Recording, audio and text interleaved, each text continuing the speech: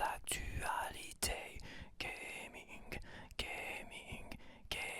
no game qui card, les dernières actualités, gaming, no game qui card, no game qui card, no game qui card, no game qui card, no game qui card. Bonsoir, bienvenue dans ces dernières actualités gaming de la semaine. Et je vais commencer de suite avec la première actualité, le premier point d'actualité qui a retenu mon attention. C'est terminé pour New World. Donc New World, c'est un MMORPG développé et édité par Amazon Game Studio. Le jeu est sorti le 28 septembre 2021 sur Microsoft Studio. Donc c'est un buy to play. Donc un buy to play, contrairement à un abonnement, tu paies une fois et c'est bon, tu peux jouer à ton jeu indéfiniment. Voilà. Et les serveurs vont fermer le 31 janvier prochain. Voilà, encore un jeu qui est abandonné et qui sera inaccessible et que des gens ont payé. Alors je sais pas combien ils ont payé pour avoir accès au jeu indéfiniment, on va dire entre parenthèses, en multijoueur, mais bon, voilà. Donc New World, si tu étais sur New World, mais je pense que tu es déjà au courant, et ben les serveurs vont fermer le 31 janvier prochain. En deuxième point d'actualité, on va traiter le top sell pour la deuxième semaine de 2026. Bon, cette fois-ci, j'ai fait un peu plus que le top 5 général qui inclut à l'unité et sur tous les supports pour le même jeu. Ce qui peut biaiser un peu les chiffres, je trouve. Donc, le top 5 général pour la deuxième semaine de 2026, on a toujours FIFA 2026, enfin FC 2026, FC 26, voilà, pour être plus précis, EA Sport FC 26, pour être encore plus précis, qui garde la première place, la première position. On a Mario Kart World qui garde la deuxième place, hein, et ça tient bon. On a Légende Pokémon Zeta en troisième, on a Hogwarts Legacy en quatrième, pour qui de quoi, et on a Monster Hunter Wild en cinquième, ce qui est assez bizarre. Maintenant on va voir les chiffres, les top 3 par console, et là ça sera plus intéressant. On va commencer avec la Nintendo Switch 2 pour la deuxième semaine de 2026. Donc on a évidemment Mario Kart World en première position, presque indétrônable. Et là on voit Donkey Kong Bonanza en deuxième position, ce qui est ma foi surprenant là où au Japon, Donkey Kong Bonanza il s'en est très peu vendu pour la période de fête, et Kirby Air Riders l'a même presque dépassé. En tout cas il l'a rattrapé. C'est-à-dire que Donkey Kong Bonanza au Japon, les Japonais ont l'air de le bouder plus que Kirby Air Riders. Donc à voir à l'avenir, mais en Europe, je pense que Donkey Kong Bonanza c'était une des valeurs sûres si tu voulais un jeu Nintendo pour ta Switch 2, un jeu d'aventure, platformer et tout ça, original, univers Nintendo, et à la fois un vrai jeu cartouche quoi. T'achètes pas du vent quoi, t'achètes un vrai jeu quoi. Et j'avais vérifié aussi pour la première semaine, ce que je n'avais pas fait la semaine dernière pour ma part. Et bah Jamboree c'était bien Jamboree Switch 2 édition qui était troisième dans le top 3 sur Switch 2 et donc qui était cinquième dans le top général. Donc il s'en est vendu quand même pas mal apparemment. Mais dès la première semaine de genre troisième position, on a Bravely Default sur Nintendo Switch 2 et c'est une Game Keycard. Je crois que c'est la première fois qu'on voit une Game Keycard dans les tops. Mais il y a comme une raison à cela quand même, c'est que Micromania a liquidé tous les stocks de Bravely Default sur Switch 2 en les proposant à 10€, là où personne d'autre proposait des soldes aussi intéressantes. Donc tout le monde est parti dans les Micromania, enfin tout le monde, hein, pour s'acheter Bravely Default à 10€ parce que c'était la seule solde qui paraissait intéressante sur internet. En tout cas, internet et dans les boutiques. De trucs, quelque chose d'officiel et de répandu dans toutes les boutiques. Moi j'ai fait des offres très intéressantes, mais c'était mon super U, enfin mon hyper U de Blainville. Donc dans les campagnes, beaucoup ont fait des petites offres intéressantes ici ou là, ont eu des offres intéressantes, mais c'est vraiment, voilà, c'est pas officiel, c'est pas dans tous les super U. Donc là voilà, c'est ce qui était le cas de Bravely Default, donc c'est pour ça qu'il se retrouve troisième quand même pour la deuxième semaine. Mais troisième pour avoir été liquidé. Et c'est en cela en fait que c'était intéressant quand même le top sell de 2025 par exemple, où ça comptait en valeur en fait, en valeur pécuniaire dans les ventes de boutique, hein, parce que le top sell c'est les ventes en boutique. En valeur pécuniaire, bah, tous les jeux qui sont bradés en promo et vendus en masse comme Bravely Default, peu importe, ils seraient jamais apparus dans le top 3. Voilà, t'aurais peut-être eu encore peut-être Jamboree, tu vois, parce qu'il avait l'air de très bien se vendre encore la semaine précédente. C'est intéressant de voir que les gens se sont jetés sur Bravely Default à 10€, qui est une game qui garde mais qui est du vent en fait. Ils ont acheté 10€ du vent. Et si on compte tous les scalpers qui ont dû récupérer un maximum d'exemplaires pour les vendre 2 à 3 fois, enfin 2 fois plus cher sur internet, hein, parce que le jeu était vendu à 30€ au départ. Bon, si ça vient fausser un peu tous ces chiffres, bon. Mais c'est important comme de le faire support par support pour aller décortiquer un peu tout ça. En tout cas, je vois pas de FIFA et je vois pas de Pokémon Legend Zelda, ce qui est assez surprenant. Tu vois, pourquoi Pokémon Legend Zelda est là et il n'est pas dans la Nintendo Switch 2? Je pense, hein, franchement, je pense qu'il y a des incohérences quand même dans le top sell, ou je sais pas comment ils ont calculé ça, parce que je vois pas de Pokémon Legend Zelda dans le top 3 Nintendo Switch 2, et là, le top 3 Nintendo Switch 1, première Switch, il n'y a pas de Pokémon Legend Zelda. On a en première position Super Mario Galaxy 1 et 2. Donc ce qui me paraît tout à fait normal, on a Mario Kart 8 Deluxe, voilà, qui revient sur le devant de la scène. Et on a Minecraft Nintendo Switch Edition qui revient aussi, qui était souvent dans le top 5 celle de l'année 2025. Donc là je peux noter une grosse incohérence quand même, où je vois Legend Pokémon Zelda qui n'est vendu que sur Switch 1 et 2 en troisième position, et alors qu'il n'y est pas dans les top 3 Switch 1 et Switch 2. Après on passe sur PS5, donc là on a FC26, voilà. FC26 pour la PS5 et en première position on a Monster Hunter Wild et Star Wars Outlaw qui ont bénéficié, ces deux-là, et même je crois que FC26 a bénéficié de soldes. Voilà, ça a été vendu, donc tu vois les soldes biaisent énormément ces tops du sel, je pense, hein, à mon avis, qui vont retourner en arrière sur la vente pécuniaire, faire des tops sur la valeur réelle, c'est-à-dire des jeux vendus plein pot, quoi. Les jeux vendus plein pot seront toujours en tête par rapport à des jeux bradés à 10, 15, 20€. Tu vois. Pour la PS4, bah, on retrouve FC26 et là on voit Hogwarts Legacy. Donc il a dû s'en vendre quand même pas mal. Et Red Dead Redemption 2 en troisième position sur PS4. Voilà, donc Hogwarts Legacy il a dû s'en vendre comme un paquet seulement sur PS4. Et Monster Hunter Wild qui est 5ème et 2ème sur PS5.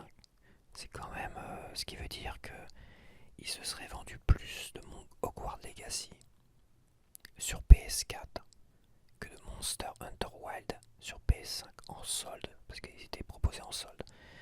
Ouais, les chiffres sont un peu bizarres quand même. Le top général est bizarre. Déjà, Pokémon Legend Zelda, tu sais pas. Tu sais pas pourquoi il est là. Tu sais pas pourquoi il est troisième alors qu'il est pas dans les top 3 des Nintendo Switch 1 et 2.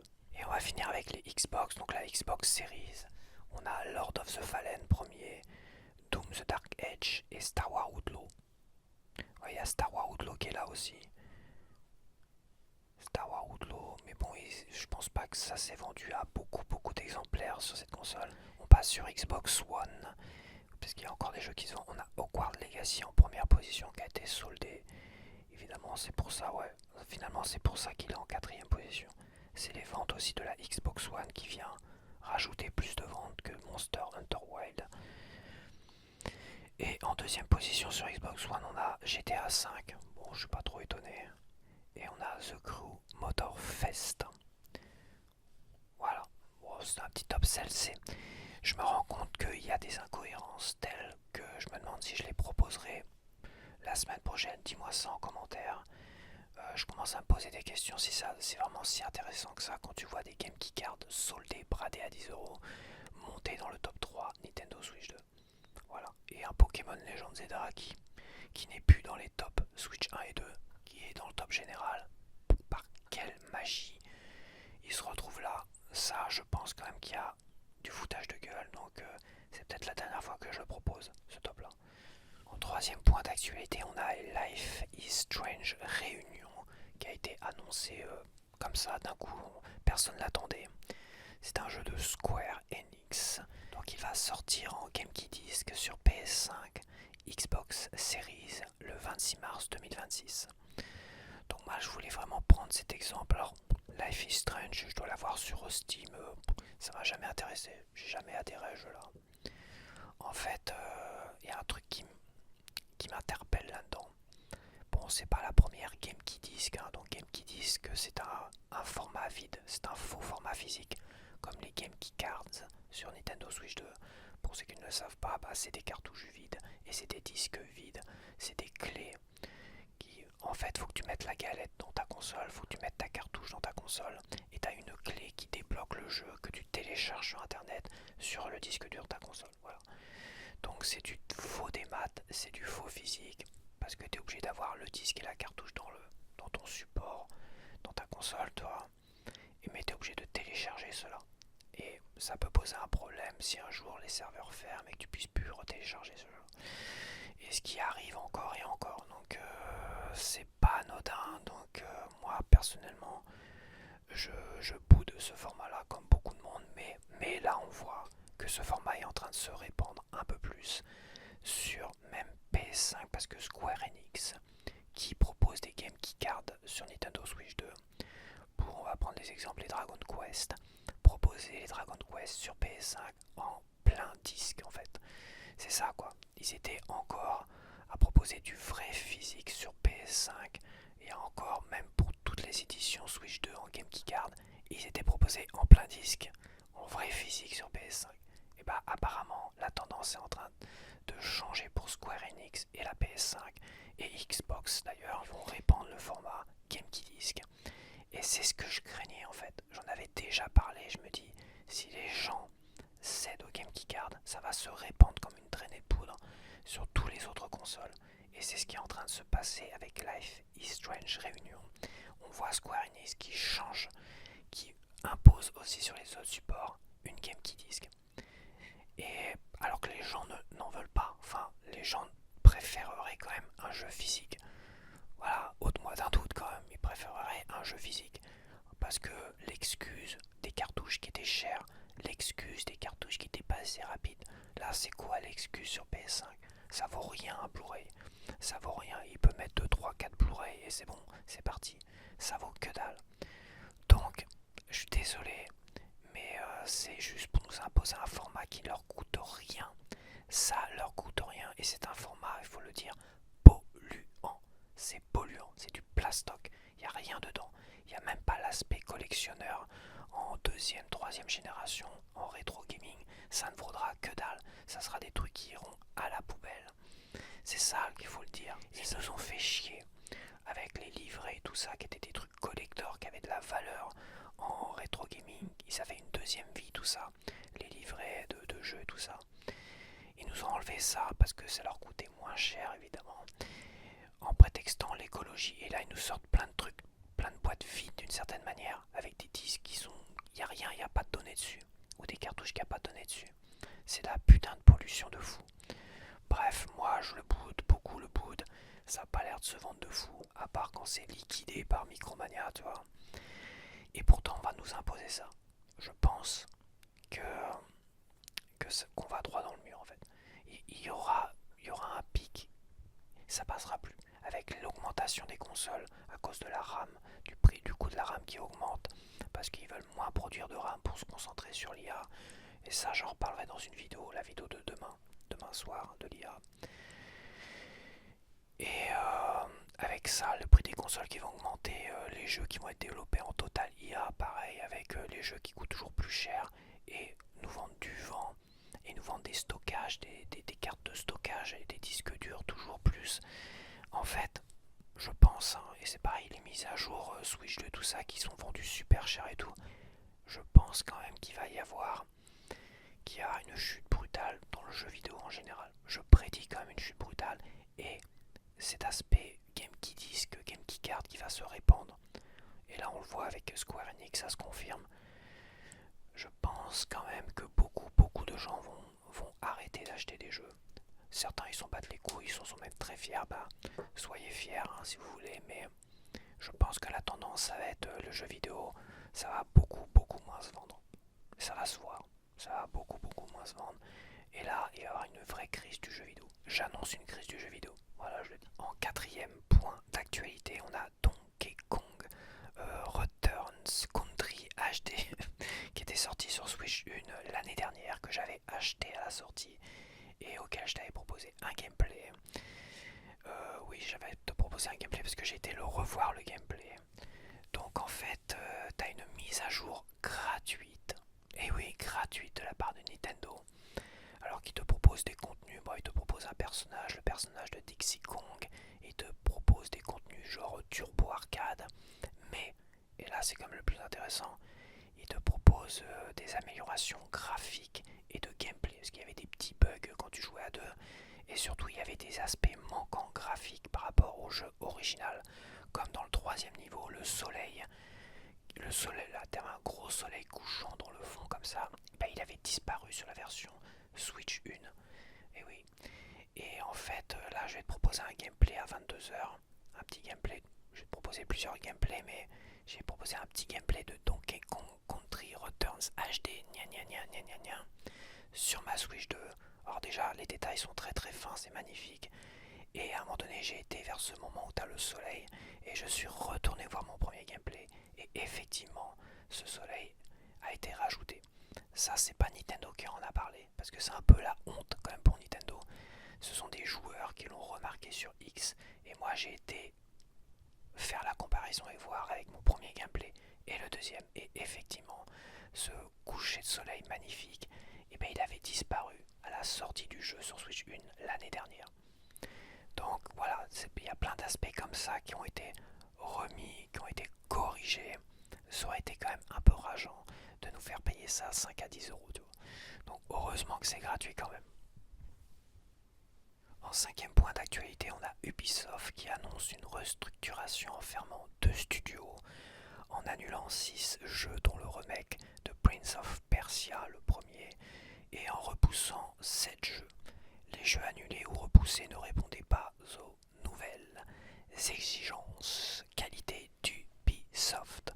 Bon, Ubisoft sont quand même pas mal dans la tourmente, mais apparemment ça allait plutôt bien en 2026, mais je sais pas pourquoi, apparemment le patron d'Ubisoft a décidé de faire chier tout le monde, a même décidé que tous ceux qui travaillaient en télétravail et qui avaient déménagé même assez loin, à un moment donné ils avaient autorisé le télétravail, ils avaient autorisé les gens à déménager un peu plus loin là où ils voulaient, peu importe, puisqu'ils travaillaient chez eux.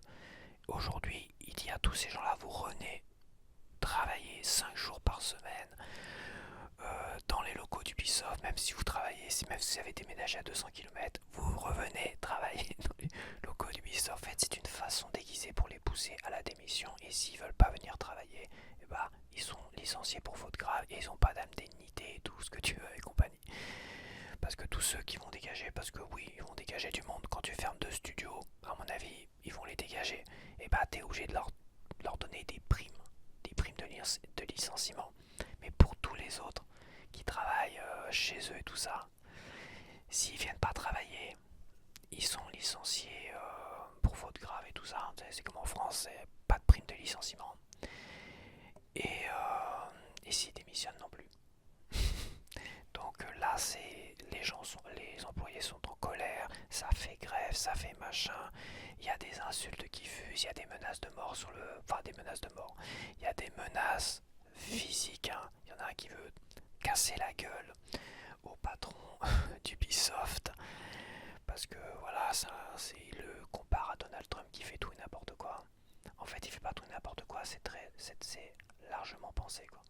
Il voit que ça a mal passé au niveau des actionnaires et tout ça. Il voit que l'action en bourse coule et remonte un petit peu, mais bon, ça, c'est quand même ils sont quand même dans la tourmente. Donc là, il fait du gros dégraissage, il vire plein de choses, il va réduire un peu le travail, les projets, tout ça. C'est quelque chose, ce sont des choses qui plaisent aux actionnaires. Point barre. Ce sont des choses qui plaisent aux actionnaires. C'est tout. Donc il mise sur le long terme et martyriser ses employés qui ont volontairement poussé au télétravail et à déménager tout ça. C'est une idée de génie en fait. Pour un patron vicelard et des saloperies de patrons et d'actionnaires, c'est une idée de génie. Comment ne pas leur payer de primes de licenciement? Bravo Ubisoft, continuez comme ça, vous êtes merveilleux. On va parler de Forza Horizon 6, de Fable et de Beast of Reincarnation qui ont été montrés dans un développeur, une conférence de développeurs. Donc moi j'ai regardé ça avec grand intérêt. Alors on va commencer par lequel? On va commencer par Fable quand même. On va commencer par Fable parce que c'est peut-être celui où on aurait peut-être moins de choses à dire. Je suis pas un fan de Fable, mon frère était fan de Fable, il a voulu que j'y joue à un moment donné. Je me rappelle qu'il me disait ah c'est génial Fable, d'une parce que tu peux évoluer soit en méchant, soit en gentil, même ton physique, tu vois, tu peux devenir une créature maléfique, ton physique change, plus tu deviens méchant, tu vois. Tu peux aussi être accompagné d'un animal de compagnie, je crois que c'était que des chiens, peut-être des loups et des chiens, c'est pareil, qui évoluaient avec toi. Donc tu avais tout cet aspect évolution de personnage qui était très intéressant. Voilà. Moi personnellement, de ce que je me rappelle graphiquement, ça m'avait pas plu.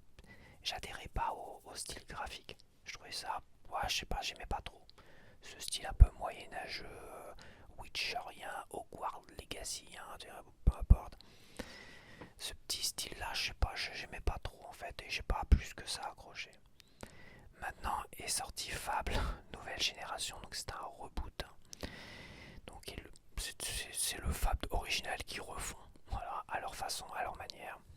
Donc graphiquement, par rapport aux premières images qui ont été montrées, je pense quand même qu'il y a eu un downgrade graphique. Il y a certaines zones, c'est un vide abyssal. T'as quasiment rien qui bouge, t'as même pas la moindre feuille qui bouge. Dans d'autres zones, ouais, t'as les feuilles qui bougent, t'as 2-3 oiseaux qui bougent. Et t'as quand même ce côté un peu trop statique de certains personnages dans leurs mouvements. Et je te parle même pas des expressions faciales et tout ça, qui sont encore très rigides et très... C'est un peu... c'est pas terrible, franchement. Graphiquement, je te le dis, moi à mon avis, je le trouve pas terrible. Sauf peut-être le dos du personnage. On voit que c'est pas mal. Certaines séquences de combat avaient l'air très jolies. Et à un moment donné, t'as une sorte de géant, tout ça, c'était assez impressionnant. Mais mis à part quelques petits passages comme ça, en lieu clos, tous les passages que j'ai vus dans les petits villages et tout ça, j'ai pas trouvé ça très très beau. J'ai pas trouvé ça exceptionnellement beaucoup moins beau de ce que j'avais vu ou ce que j'espérais avec les premières images. Bon, voilà. Maintenant, la chose qui fâche le plus par rapport aux fans de Fable, et c'est pas tout l'aspect dont je t'ai parlé, que mon frère m'avait vendu Fable. Il m'avait vendu Fable avec cet aspect où tu évoluais en gentil ou en méchant, et que ça changeait même ton physique, toi. Et cet aspect aussi animal de compagnie, ça c'est terminé en fait. T'as plus l'animal de compagnie que tu peux, qui peut te suivre tout ça, et t'as plus cet aspect où tu changes physiquement et tout ça. En fait, l'aspect où tu changes physiquement, c'est terminé, t'auras pas ça. T'auras juste apparemment une évolution en bien ou en mal, ce qui se fait déjà dans beaucoup de jeux, et qui peut changer certains aspects du scénario en fait. Genre bah tu vas dans un bar, comme t'as une mauvaise réputation, on va te chercher la bagarre, et si t'as une bonne réputation, bah on va te chercher la bagarre. À part peut-être un méchant qui voudra te chercher la bagarre. Ce genre de conneries quoi. Donc des trucs qui sont déjà aujourd'hui, donc tout l'intérêt et ce qui plaisait sur Fable, au moins je le vois par rapport à un fan que moi j'ai connu, et ben ils l'ont enlevé. Ok, très bien. Quel choix magnifique. Donc bon, on va parler de Beast of Reincarnation. Aux surprises quand j'ai vu que c'était Game Freak qui avait développé ce jeu-là. Game Freak. Donc moi je vais dire déjà graphiquement, alors Game Freak, hein, pour ceux qui ne savent pas qui c'est, ce sont comme eux qui nous ont proposé Pokémon Legend Zelda sur Switch 2 et Switch 1. Quand même, faut... rien que ça. Rien que ça. Et autres jeux, c'est eux qui proposent évidemment les Pokémon sur les consoles Nintendo, exclusivité Nintendo. J'appuie le côté exclusivité Nintendo et tu vas savoir pourquoi après. Donc Game Freak nous ont proposé là un jeu Beast of Reincarnation, une sorte de jeu action RPG avec le loup blanc qui fait penser à beaucoup d'autres jeux et certains films d'animation comme Princesse Mononoke, tu vois, et le loup blanc comme ça, le gros loup blanc, ouais, ça fait penser quand même à beaucoup de jeux où t'as toujours ce loup blanc, quoi. T'avais Shadow Dancer, mais bon, c'était pas un énorme loup, quoi que si. Et t'avais je sais plus quel jeu récemment, c'est pareil, t'étais accompagné d'un loup blanc. Bref, t'as un jeu d'action 3D, RPG, mi-action RPG, on va dire que c'est ça, une sorte d'action RPG, tout simplement. Un peu Dark Soulesque, quand même. Et je dois bien t'avouer que je l'ai trouvé très très beau sur certains aspects. L'aspect des détails fins, bon, il y a quand même des choses à redire. Mais l'aspect des lumières, l'aspect de l'ambiance, l'aspect de la brume, de la nuit, tout ça, j'ai trouvé ça super joli et super chiadé en fait. À un moment donné, t'es dans une clairière. T'es dans une clairière et t'as comme le soleil qui vient un peu taper dans la clairière. Et t'as plein d'effets. T'as plein d'effets de particules qui brillent par rapport au soleil pendant qu'il est en train d'affronter un boss, tu vois, une sorte de cerf. Encore une fois, il y a un côté très mononokeesque, princesse mononokeesque. Et, et en fait, je trouve le jeu quand même bien plus magnifique que Fable. Franchement, je le trouve beaucoup plus joli. Et là où il y a eu une vague de colère, et c'est compréhensible, c'est qu'à un moment donné, mais Game Freak, dis donc, vous savez faire des jeux. Vous savez faire des jeux beaux. Vous savez vous concentrer sur des jeux pour les rendre. Vous savez faire des putains de jeux. Les gens ne comprennent pas pourquoi ils ont eu un Pokémon Legend Zelda tout pour grave. Graphiquement, c'est une honte absolue. Et vous avez un gros jeu là où ils ont mis des billes et tout ça dedans. Donc, je vais pas faire l'avocat du diable, mais les Pokémon, je crois ils sont un peu dans l'obligation de proposer des Pokémon tous les ans. Ce qui fait que tu as des Pokémon tout pourris qui coûtent pas cher. Et voilà, mais ça c'est un peu la faute des joueurs parce que si les joueurs consomment tous les ans ces Pokémon Legends Zelda tout pourris qui n'ont pas coûté cher et tout ce que tu veux, bah faut pas s'étonner qu'ils continuent dans ce principe-là. Tu vois, si à un moment donné Pokémon Legends Zelda ils en avaient pas vendu, tout simplement, ils seraient peut-être partis du principe pour dire bah maintenant on va développer des Pokémon un peu plus longtemps quoi. On va proposer des Pokémon, on va en sortir tous les 2-3 ans, mais on va te sortir des très très beaux jeux Pokémon. Tu vois, c'est ça en fait. Mais le problème c'est que les gens consomment. Voilà, donc eux, Game Freak sont en train de dire pour s'excuser, oui mais Pokémon restera toujours notre licence principale. Voilà, qui est Beast of Reincarnation, ils avaient qu'un petit studio, qu'une petite équipe qui travaillait dessus, en fait, et qu'en fait ils ont délégué à des équipes tierces pour travailler dessus, mais qui ont quand même dirigé le jeu. C'est quand même, c'est assez bizarre. Quand t'as 30 000 personnes, t'as plusieurs équipes différentes qui travaillent sur un jeu. Généralement, c'est pas de bon augure pour un vrai bon jeu, hein, franchement je te le dis. Donc c'est assez bizarre. Et le fait de dire que leur licence principale c'est Pokémon, mais bien sûr parce que c'est la seule licence qui leur apporte un max de pognon. Et avec ce pognon, qu'est-ce qu'ils font? Et ben ils font Beast of Reincarnation qui va sortir sur PS5, les Xbox et sur Steam, mais pas sur Nintendo Switch 2. Voilà, ça c'est dit. Comme Fable en fait. Fable c'est pareil, il sort sur tous les supports sauf sur Nintendo Switch 2. Donc quoi dire de plus?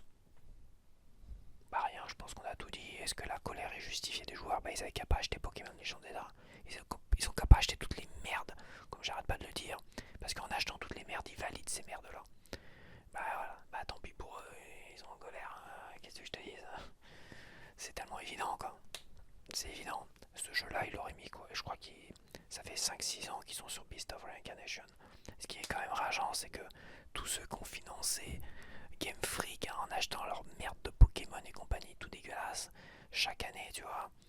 En fait, ils ont financé un super beau jeu à côté qui a l'air quand même intéressant. Faut voir parce que l'histoire des plusieurs studios qui ont travaillé dessus, ça me paraît vraiment pas terrible. et bah ils ont financé un jeu qu'ils pourront même pas avoir sur leur console Nintendo. À moins que ça change de stratégie qu'ils le proposeront un jour sur Nintendo Switch 2. C'est quand même étonnant ils sont proposés partout pour 2026 sur tous les supports, sur la Switch 2. Alors que c'est quand même Game Freak, un éditeur qui propose une exclue Nintendo et qui fait bouffer de la merde Pokémon à tous les fans Nintendo, etc. Je me répète, hein, et ça leur donne assez de pognon pour proposer des très très beaux jeux, mais pas pour les fans de Nintendo. Là, je pourrais comprendre la colère. Encore une fois, je le dis, c'est pareil pour les Game Keycard. Plus tu vas consommer des merdes comme ça, plus on va te prendre pour un con et plus tu vas te faire baiser. Je comprends même pas la colère des gens qui ont acheté Pokémon Legendeda par exemple et qui voient Beast of Reincarnation. Je comprends même pas leur colère. Moi ça me paraît tellement évident. Donc maintenant on va parler de Forza Horizon 6 qui est prévu pareil hein, sur toutes les plateformes sauf sur Nintendo Switch 2. Il sortira un peu plus tard sur PS5. Sinon il est prévu pour sortir le 19 mai. Fable est prévu pour l'automne et 2026 pour Beast of Reincarnation. Donc on n'a pas une date précise. Bah, Forza Horizon 6, qu'est-ce qu'on peut dire? Bah il est juste magnifique. Hein. Je crois que des trois jeux, c'est quand même un jeu, c'est le jeu le plus beau, le plus ambitieux. On a un Japon, mais c'est presque photoréaliste par moment. Vraiment très très beau, il fait super envie. Ils ont fait un boulot de dingue sur ce jeu-là. Il y a à un moment donné un mecha. Donc je pense que c'est un hommage au Japon, quoi. Ils ont mis un mecha, mais ça se trouve, il y aura une partie de course où il y aura des mechas qui se foutront sur la gueule, comme dans Transformers, et tu feras passer. Il y aura peut-être des délires comme ça. En tout cas, ouais, super super jeu. Il fait très envie maintenant. À voir ce qu'il vaudra sur PS5 Pro. Si un jour je décide d'acheter une PS5 Pro. Parce que là, ce qu'on a vu, est-ce que ça serait pas un PC gamer haut de gamme, mais vraiment un truc à 10 000, 20 000 euros, quoi.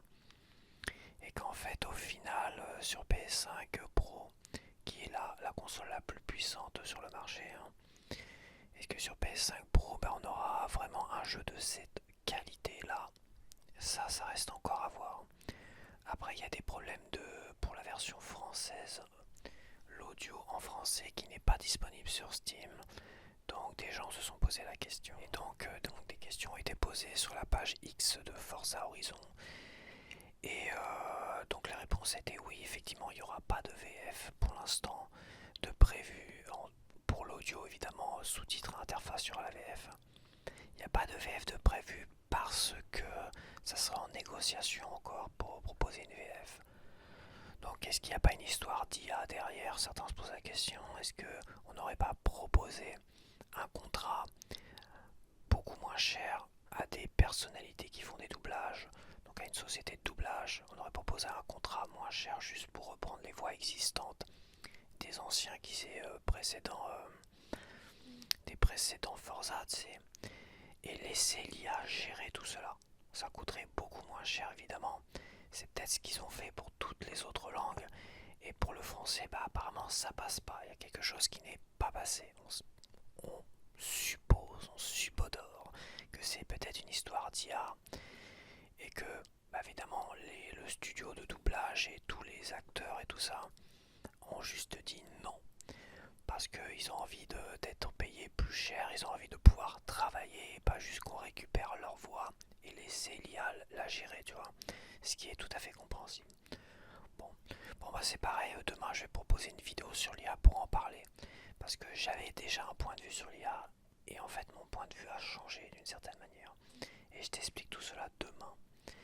Et bah là ça commence déjà.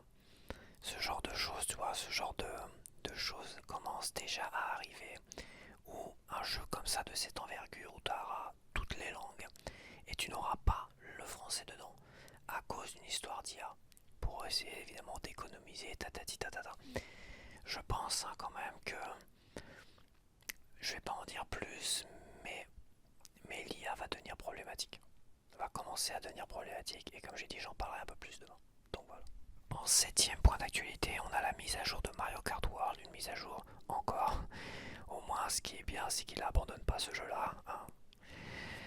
Et cette mise à jour va proposer un mode équipe pour le mode survie. Voilà, tu pourras jouer en équipe au mode survie. Et en soi, bah, c'est pas mal. Voilà, je pense que c'était une mise à jour qui était intéressante pour que je puisse en parler. Tiens, point d'actualité, on a Super Mario Wonder Nintendo Switch 2 édition plus B label, tout le tralala, machin, tout ce que tu veux.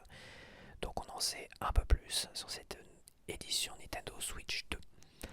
Donc il y a Harmony qui n'était pas dans Super Mario Wonder. Bon, moi j'ai pas fait attention parce que je connaissais pas Harmony quand j'ai fait Super Mario Wonder. Donc Harmony fera également partie de cette édition avec un petit personnage, une petite étoile, les Luna là. Mais ils seront disponibles comme mode coop uniquement. Voilà, ce sera juste pour le deuxième joueur qui pourra utiliser la petite étoile et machin, tout ça. Bon, ok. Donc il y a un contenu multijoueur local ou internet, hein. Donc c'est des défis, des trucs comme ça et compagnie. Il y a aussi des nouveaux défis dans les niveaux existants. C'est même pas des nouveaux niveaux. Dans les niveaux existants, tu auras des nouveaux défis. Ok. Et tu auras une mise à jour graphique 4K pour la Switch 2. Je regarde, c'est tout. Voilà.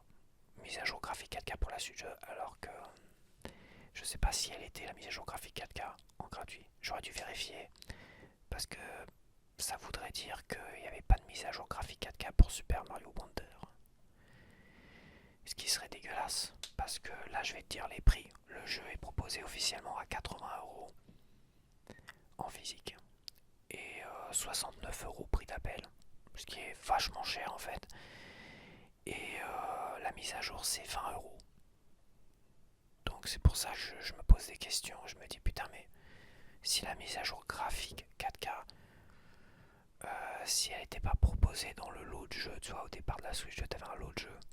Je suis pas sûr qu'il y avait Super Mario Wonder en fait. Il y avait Mario Odyssey, mais est-ce qu'il y avait Super Mario Wonder? Ce qui veut dire que moi, si je veux pouvoir y jouer en 4K dans de bonnes conditions et si je suis pas intéressé par toutes ces merdouillettes qu'ils ont rajoutées, je suis obligé de payer 20€. Ça fait chéro, hein. Ça fait chéro quand même. Donc 20€ la mise à jour. Par contre, il y a la petite fleur cancante, c'est une sorte de goodies, petite fleur en physique, tu vois, qui parle et machin. Ça me fait bien envie. Faut voir si c'est si intéressant que ça. Et ça, aux surprises, il la vend 30€. Donc moi, ça, je trouve ça pas trop cher et très intéressant à acheter. Je suis plus intéressé pour acheter cette fleur cancante que la mise à jour 20€ juste pour des défis à la con et Harmonie. Bon, bah c'est très bien. Et surtout pour avoir la 4K avec peut-être des détails plus fins, supplémentaires. J'ai hâte de voir comme les comparaisons. Hâte de voir un peu plus sur ça. Mais c'est du foutage de gueule en fait. Alors autant on peut féliciter pour Donkey Kong Country Returns HD machin tout ça, même si c'était des améliorations graphiques, c'était plutôt des manques, on va dire, des bugs qui ont été corrigés, qui étaient dans la version originale, mais qui n'étaient pas dans la version Switch 2, la version Switch 1. Bref, donc pas étonnant qu'ils soient en gratuit, on va dire, mais là 20€ pour avoir la 4K sur Super Mario Wonder, ça me fait profondément chier en fait. Mais comme j'ai dit que j'allais me limiter dans les achats Switch 2, et c'est vrai que j'ai acheté Animal Crossing en Switch 2, mais en édition Nintendo Switch 2 édition cartouche 1, Switch 2 machin, gna gna gna. Je l'ai acheté 49€. Mais j'avais pas l'édition Switch 1. Donc voilà, et il était que 4€ plus cher que l'édition Switch 1. Et la mise à jour graphique, elle est proposée à 4€.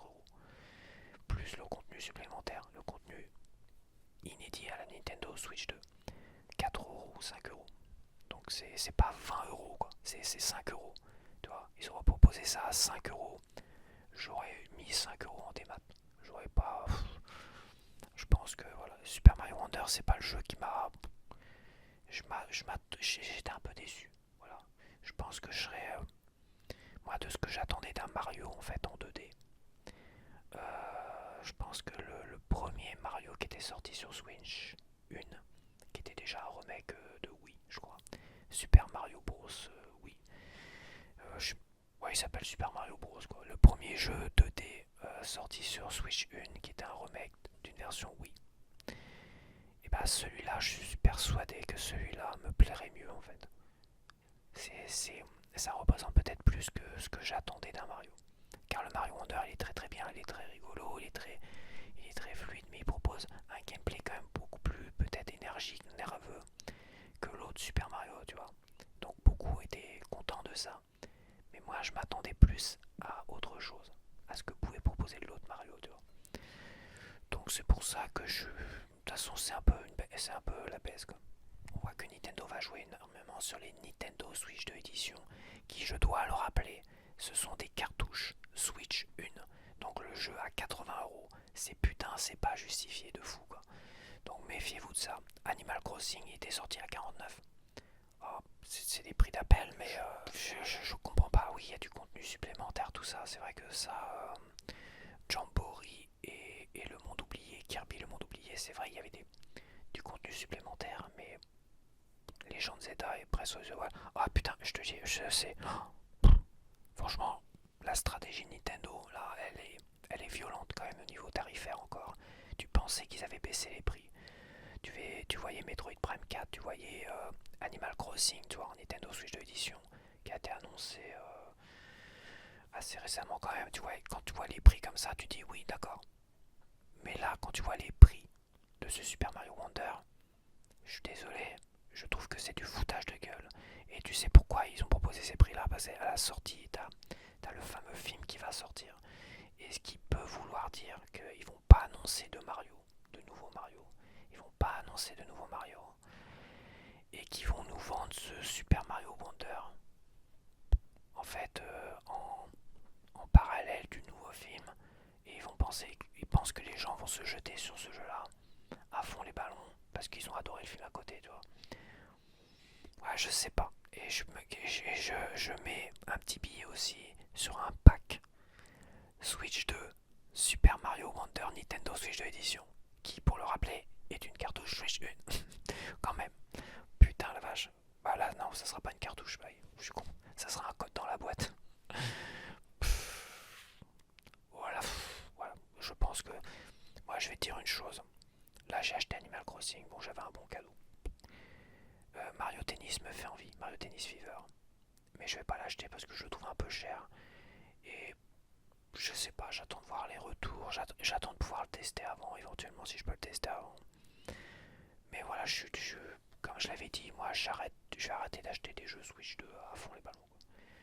Je vais me concentrer plus sur la rétro. J'ai envie de me racheter des jeux 360. Des jeux que j'avais eu sur Xbox 360, alors j'en ai encore plein. Et des jeux de la première Xbox aussi.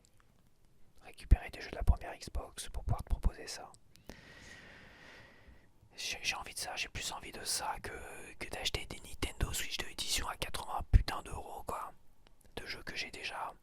Et même des cartouches Switch 1 qui te vendent plein pot comme si tu vois comme le foutage de gueule parce que ils ont jamais communiqué Nintendo sur ça. Ils ont jamais communiqué sur ces putains de Nintendo Switch 2 édition. Hein. Même au départ, on savait pas si c'était... On savait pas que ça pouvait être intégré dans une console Switch 1. On ne savait pas ça. Pourquoi ils l'ont pas dit? Parce que c'était au final des putains de cartouches Switch 1. Voilà, point. Voilà pourquoi. Et c'était la grosse baisse parce qu'ils voulaient nous les vendre plus cher. Quel foutage de gueule. Mais quel putain de foutage de gueule quand même. Nintendo. C'est pour ça, ça rejoint ce que je disais tout à l'heure.